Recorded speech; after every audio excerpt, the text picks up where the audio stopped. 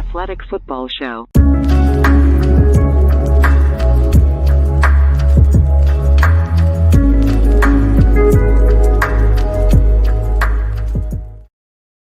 Welcome to the Athletic Football Show. I'm Robert Mays. Joining me tonight, it's my good friend Nate Tice. Nate, how you doing, buddy? Doing very well. Another Thursday in the books. Another weird, strange, What a weird entertaining game. game, but weird and strange at the same time. But very entertaining. I was constantly entertained throughout that kind of schlocky game. Where do you even want to start? We got 5 fumbles by the Vikings. I guess 4. The last one was wiped off the books. 4 fumbles by the Vikings. They lose every single one of them. One of them goes out of the end zone, which we will talk about. We will talk about our views on that at some point in the show. It'll be a fun conversation. And then you have all of just the weirdness going on with the Vikings defense in that game. I knew it was going to be a strange game, and I think it was the Eagles' second possession. And I'm watching the Prime Vision, which is fantastic, and I highly encourage people to do it. The All 22 is just wonderful in real time. And I'm looking at the Vikings defense, like, they have 3 safeties on are they running a 3-3-5 defense in this NFL game? And guess what? The Eagles ran for like 200 yards as a result. So where do you want to start in this bizarre Thursday night game with about 10 layers of weirdness to it? Okay, let's start with, the Eagles run game was phenomenal. Before those last 3 burning the clock drives, they had a success rate of over 70% on like over 40 rushes, which is absurd. It's one of the highest rates since 2002, since any time that you look at it. Actually, historic run game performance from the Eagles tonight. It was just, but they took advantage of the 3 safety looks, which it was hilarious. Brian Flores either went 0 or 10 or really like 3 or 6 or more. Really, is that like how many rushes? Either rush 3 or 6. Those are the 2 options in this game. That was what he did. That is all he did, which was funny in some ways. And there's a funny play where they blitz. I do want to talk about the Devontae Smith touchdown, but then also the dropping 8. They next gen stats. It was like the highest rate of drop 8 in a game since Brian Flores did it in 2019 when he was with the Dolphins, and they just did it over and over. And you said it was like an Iowa State defense. That's exactly what it was. Vikings have some safeties. Might as well just use them. Just use them. We knew that the Vikings were going to try some weird shit this season with their defensive personnel. This was one step beyond anything I could have imagined. On awesome. Paper, it makes sense. And a lot of those 3 safety looks in college, as far as I understand it, rose to prominence in places like the Big 12, in part to defend RPOs. That was one of the reasons it became so popular. It's because you're putting less second-level players in conflict, and it allows you to defend those plays a little bit smoother than traditional defensive looks. So you have this Eagles team that's built on RPOs and running the ball. It's like, all right, well, why don't we try this out? And for the first couple drives, the Eagles had a really hard time. It's like, what is this junk ball stuff they're throwing at us? And then I think on the 3rd drive of the game, it clicks in where they're like, well, we can just run it for 7 yards a carry against these fronts with our offensive line if we want to. And eventually they didn't get away from that, and it ended up dictating the game. It's if any basketball fans, it's a 2-3 zone to the max. It's flood the passing lanes, get arms everywhere. It's great against quick game. It's kind of the ultimate, kind of like bolo punch, kind of leaning into the punch. Like, hey, they're going to spread everybody out, so let's just put more bodies in the passing lanes. They even got a huge sack with only 3 pass rushers to knock the Eagles out of field goal range. That kind of was like, ooh, that was almost a big moment in this game. But yeah, it was really confounding for the Eagles. But I mean, until they figured out the answer is just pound the rock over and over and over, to one of my favorite bets for most rushing yards in the NFL at 100-1, DeAndre Swift tonight. Great night for his campaign. I have $0 real dollars on that, but all I have is like quarter of a take. But it was just a unique defense because they have to be unique. I say this about the Titans offense. It's a gum and toothpicks kind of defense that played well for some aspects, but also just got gashed in the head down on the ground, which is the most every single time, unfortunately, that they left those guys on an island outside, it was over. And the cover 0 look that in the Devontae Smith touchdown, which ended up becoming a huge play in the game. What you wanted to talk about that play and what stood out to you about it? Okay. What was unique about that? More of a funny thing about our star of the night, DeAndre Swift. So that look is a Flores was either bringing cover 0 or he was dropping 8. So that look was a cover 0 look. The Vikings had 5 across the offensive line, 5 defenders, and so the Eagles were doing a 5-0 protection, meaning we have the offensive line, the 5 offensive linemen have the 5 defenders across from them. The running back has anybody else that comes, Sky, anybody else, any linebacker, DB that comes that blitzes. That's his guy. A guy came, and DeAndre Swift releases on a route. So Harrison Smith, who should be the free safety back there, because he knows that, hey, we're running a 6-man protection, 6. That's 1 for 1. I can hang back here and lurk. He goes, oh shit, DeAndre Swift released. So he sprints up and covers him. Devontae Smith is wide open. So because DeAndre Swift's so bad at protection, or didn't know protection on that play, it ended up helping the Eagles to hit a huge play for a huge touchdown. Devontae Smith. It killed me. I thought that was tons of innovation in this game from both sides. You got to respect it. Sometimes that's just how it happens. A player messes up and it actually ends up working out for you. But that cracked me up to no end that it actually worked out for him. Great ball. I mean, Devontae Smith looked fantastic as always tonight. But the first jump ball that he had on that drive, I mean, him going up and getting that thing. Deja vu, right? It was so similar to the plays that we saw the Washington game last year, that first Washington game. He was making those exact plays.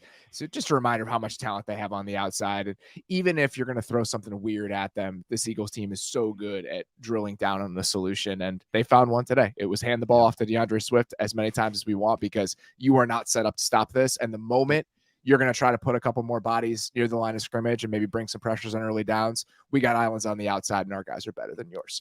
They were always a page behind. Like that's what ended up being like it. And then the Vikings offense just kind of ran out of steam. It seemed like the Vikings offense moved the ball pretty consistently though in this game when they blocked anybody. You lose 4 fumbles and you're in the game at all. I think that says a lot. Let's talk about the most prominent of those fumbles, and that is Justin Jefferson fumbling out of the end zone in the first half and giving the ball back to the Eagles. I tweeted a joke about it's so funny to me that if you fumble the ball at the 1-yard line, you just get it back.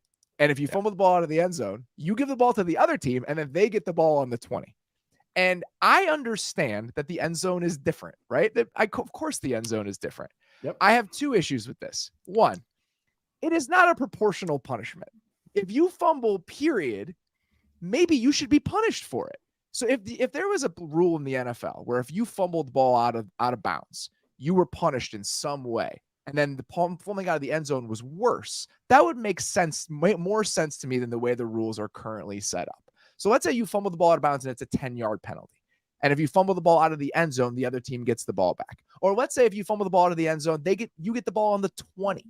Like, it just seems like there are different answers to this that are not as punitive to the one that currently exists and are more proportional to the way rules exist in other areas of the field. And one of my other issues with this is it's way too nice to the defense. They didn't do anything. They did not recover the fumble. They should not be rewarded with the ball on the 20-yard line. Defended the very last 0.01%. They held strong for that, just with your luck. I'm big on protect the ball. I'm so fine. But then you should be punished for fumbling be punished for fumbling out of the sideline. Then there should be some punishment. If don't fumble, the number one rule is protect the ball. And so if you are going to put the ball in harm's way, which is out, then there's a risk reward to that. Usually there is no risk in any other area of the field. Well, anytime you put the ball out, it used to be that if you threw the ball, you're throwing like a pick, like 50-50. Like basically that's how passing the ball used to be. And then we just got so good at throwing the ball. But if you are throwing the ball out to harm's way, it should be risky in some way, shape, or form. The ball should come out to the 20. If we want to treat it differently, that's totally fine. The ball should come out to the 20. You should not get a first down. Is it just the next 20? It's just the next down. So it's like, if it were if it's on 3rd down and you fumble the ball out of the end zone, 4th down, ball it is 20. 4th down on the 20-yard line. That to me is a more proportional response to the answer that we currently have. If you want to treat the end zone differently, that's great. The end zone should be treated differently. But to me, it makes no sense that if you fumble on the 1, you just get it back. And if you fumble out of the end zone, the other team gets the ball back. There is a middle ground here. Team's burning clock. And then it's 1st down. And they're burning clock, and then they run out of bounds and then throws the ball through the end zone. So now it's 2nd down at the 20. Now they have more space to burn clock as opposed to scoring. if that is one of the problems that we're going to potentially run into with this rule, that's you gotta not make the biggest rules. issue Coaches to are gonna me. break them. Coaches are gonna find a way to bust them. That's exactly I feel what they like do. that's a world that is a risk I'm willing to run with this sort of solution. And I'm sure there's a better one out there. I've just always felt that it was not proportional to other times when you would fumble Protect the football. rock. That's it. Number one rule. Number one rule football. The Vikings fumble 4 times and lose 4 fumbles and are still in this game. And I think the reason for that is obviously the Eagles secondary is so banged up. You think about the last touchdown drive that the Vikings had, or second to last. I couldn't even keep track of what happened in the fourth quarter. But they get I know a lot happened. I guess it was the second to last touchdown because it was the KJ Osborne one. Yeah. So two consecutive plays. You have Justin Jefferson going into motion into the slot. You have Barnridge, the backup slot corner, not following him, and he's wide open for a chunk gain. And then they run a big scissors with Osborne and another receiver, and Job just totally drops him. From Prime Vision, I was like, as soon as you could see that action, because a lot of teams love that. Vikings, a lot of teams love that action. It was like, oh, this is scoring. Like, it was just like ball snapped. It was like, as soon as I saw the crossers happening, I was like, done. Like, someone's popping wide open on this. It was a question of could the guys, could the backup DBs for the Viking or for the Eagles cover the Vikings receivers, and could the backup offensive lineman for the Vikings stop the Eagles defensive line? In the first half, the answer was no to the second one. In the second half, the answer was no to the first one. It was just a battle between those two units. So when you come out of that and you think about just the way it all settled with the Vikings offense and the Eagles defense, do you feel more optimistic about the Viking offense? Do you feel less optimistic about the Vikings defense? What are your sentiments toward those units after you kind of sit back and think about that game? I think the Vikings defense actually, in the weirdest way, after they gave up almost a historical run rushing success rate. I like that they're throwing the junk balls and understanding that they're not just going to sit in quarters every play like they did last year and just get shredded. It's like, hey, at least try something. So, but I think they just don't have the horses on that end in the long run. But then offensively, even with the porous offensive line, this is the worst type of game, obviously, with the turnovers, but they were moving the rock like crazy and they were having explosive plays. So that's my question is, do you think that's a comment? Do you think that's a comment on the Vikings offense moving forward, or are you a little bit concerned about the Eagles defense? Ooh.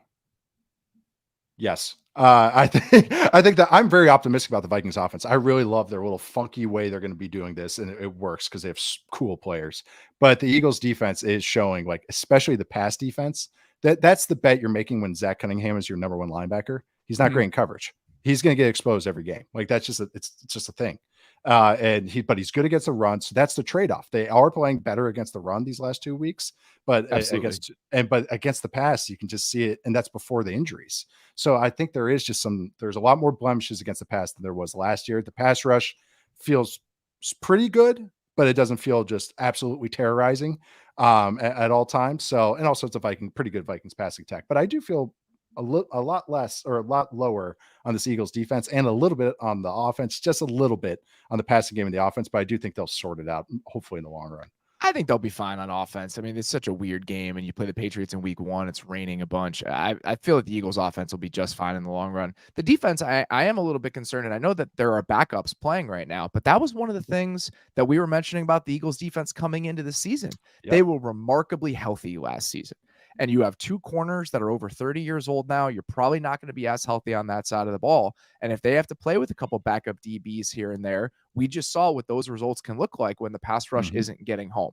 So that is a tiny bit concerning. I still am deathly afraid of this Vikings offensive line moving forward. Yeah. I know you have a backup left tackle in there, and a backup center, but even when they're healthy, the interior is still a concern. Should be a backup right guard. It's yes, that's how it is. Enough with the Madison experiment, by the way. Just enough. You hate Alexander Madison, man. I don't hate him. He seems like a good dude. You are so down on Alexander Madison. Enough. It's just a lot of running into the back of guards. How much of this is driven by the amount of Ty Chandler fantasy shares that you own? 20%. But 80% is me just appreciating explosive football and guys actually like making big plays. I just think, I know they just are probing with their run game. They're not, this is a run pass first team, second and third. They just look like a run first team just by formations and personnel. But it's just like, come on, we got to get a little something more than 2 yards a pop in that run game. It's been pretty rough. I know the Vikings O-line's He not averaged great, but 3.5 yards per carry today, sir. You give him his proper due. hit at the under 50.5 hit. That's all I care about. It really did remind me of watching the Vikings offense during the second half of last season. Struggling to run the ball efficiently, can really sling it when they have time to. That was the number one concern after the TJ Hawkinson trade. When they made that trade, they had more than enough receiving threats to threaten teams consistently with Jefferson, Hawkinson, and the B+ version generously that Adam Thielen that currently existed. Wow, very generous. So now you have Jordan Addison in there, and you still have TJ Hawkinson. I mean, that trio of pass catchers is legit. The question is, can you hold up long enough to make it worth it? And in stretches today, the answer was yes. And when they can protect, they can be really dangerous. It's just going to be an issue of whether they can in the long run. They have to. The game has to be a neutral game situation. Like they can't be dropping back. It's not, they're not built that way. But when they're in just like a 1-score games, they can keep games tight. This offense can throw haymakers. Like it's such an explosive offense, like just passing the ball. And even when they drop back now, or they're doing stuff that's a little shorter, it's still not just quick game. Like they've really like just expanded the drop back game. It feels like, which is what you can do when you have better weapons. I mean, I really like this passing game so far from the Vikings, just what they're trying to do and what they're trying to accomplish. Even that touchdown, like you're saying, the protection, that's why play action and boots are going to be such a huge part of this offense. It was so funny. At one point, I think it was late in the second half when they were driving and they're like, we're not doing this anymore. They ran like 3 boots in a row, including the touchdown. It's like, we're not dropping back anymore. I'm not living this life. The chunk. It was like, yes, score. Done. That's fine. The Addison touchdown was pretty sweet play by Kirk Cousins, because it was third down. Oh my God. It was a bubble pump to a wide receiver screen pump to Jefferson. And usually on that play, when it happens, is the backside routes just to hold the safety. So Cousins was like that talk about haymakers. That was rearing back, because that's like, you're not supposed to usually going to that, and you're not supposed to be doing that late. And he bought time in the pocket. The pocket was collapsing. For him to step up and make that throw was absolutely beautiful. I know it was a huge touchdown and everything. Almost kind of an underrated play, because I was pretty sick by Kirk Cousins on that. I totally agree. Even in the moment, I wrote down, I was like, that was a fantastic play by Kirk Cousins. And again, this is going to be a question of whether they can hold up against some of these teams with real pass rushes. When Darisaw gets back, obviously that they're going to have more of a fighting chance, but that's going to be the number one question for that Vikings offense. One, can they find some semblance of a mildly consistent running game? And 2, can they hold up in protection? Because the pass catchers are going to give them a shot to land a couple of those haymakers every single game. They got the Chargers next week. Oh my God, there's going to be 100 points. There'll be 100 points in that game. I'm so excited. Amazing. I know. I got really geeked up just seeing that. And then it goes. And then the next week's actually a good test again. It's the Panthers, and that's pretty good. You get to see that Panthers defensive line's pretty feisty. Yeah, like just kind of putting a bow on it. I feel pretty solid about the Eagles offense moving forward. It was one of those games, one of those moments where everyone was freaking out 2 drives into the game. They're getting booed at home. This is a team that went to the Super Bowl last year. Cheer. It's awesome. I love it so much. I remember so vividly that it was 2018. After they won the Super Bowl, I was in LA at that point. I think I was there for work, just at a meeting at the Ringer, and I was watching the game at a bar in West Hollywood, and they booed Doug Peterson and that team coming off the field at halftime the day that they gave out the rings. It was like the banner ceremony, and they booed them at halftime. Never change, Eagles fans. You guys are wonderful.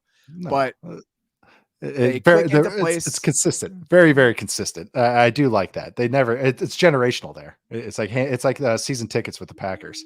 It's like they pass down the booze. That's how you have to live down out there in Philly. Brian Johnson got the vitriol for 2 drives, and then they figure it out. The run game is unstoppable. And again, just another entry into we will find a solution as this Eagles team, because we have solutions. And tonight was a unique one, but still had the same ending to the story.